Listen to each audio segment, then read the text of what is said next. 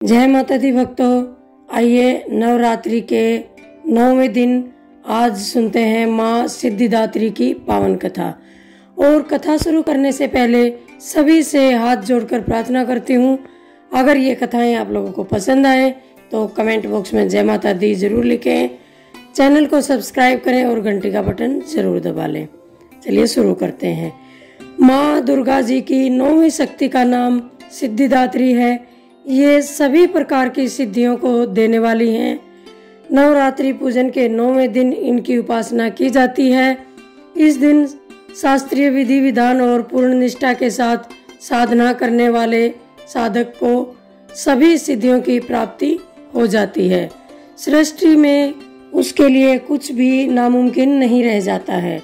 ब्रह्मांड पर पूर्ण विजय प्राप्त करने की सामर्थ्य उसमें आ जाती है। मार्कंडेय पुराण के अनुसार अणिमा, महिमा, गरिमा, लघिमा, प्राप्ति, प्राकाम्य, इशित्व और वशित्व ये 8 सिद्धियां होती हैं। ब्रह्मा वैवर्त पुराण के श्री कृष्ण जन्म खंड में ये संख्या 18 बताई गई हैं। माँ सिद्धिदात्री 4 भुजाओं वाली हैं। इनका वाहन सिंह है। ये कमल पुष्प पर भी आसीन होती हैं। इनकी दाहिनी तरफ के नीचे वाले हाथ में कमल पुष्प है। प्रत्येक मनुष्य का यह कर्तव्य है कि वह माँ सिद्धिदात्री की कृपा प्राप्त करने का निरंतर प्रयत्न करे। इनकी कृपा से अनंत दुख रूप संसार से निर्लिप्त रहकर सारे सुखों का भोग करता हुआ वह मोक्ष को प्राप्त कर सकता है। नव दुर्गाओं में माँ सिद्धिदात्री अंतिम है।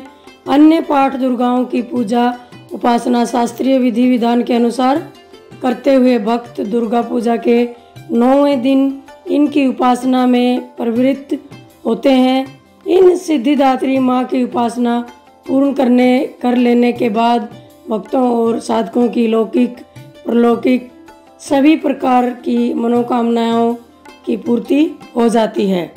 सिद्धिदात्री माँ के कृपा पात्र भक्त के भीतर कोई ऐसी कामना शेष बचती ही नहीं जिसे वह पूर्ण करना चाहे। वह सभी सांसारिक इच्छाओं, आवश्यकताओं और सप्रियाओं से ऊपर उठकर मानसिक रूप से माँ भगवती की दिव्य लोकों में विचरण करता हुआ उनके कृपा रस पीयूष का निरंतर पान करता हुआ विषय भोग शून्य हो जाता है। माँ भगवती का परम सानिध्य ही उसका सर्वस्व हो जाता है। इस परम पद को पाने के बाद उसे अन्य किसी भी वस्तु की आवश्यकता नहीं रह जाती।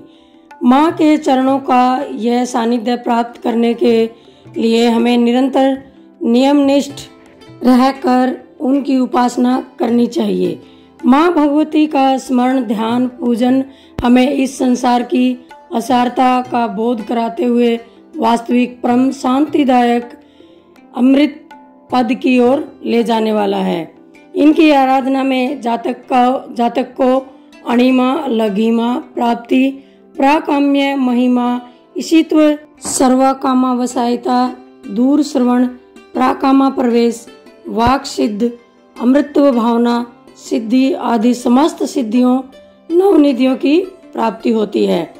आज के युग में इतना कठिन तप तो कोई नहीं कर सकता, लेकिन अपनी शक्ति अनुसार जब तक पूजा अर्चना कर कुछ तो माँ की कृपा का पात्र बनता ही है।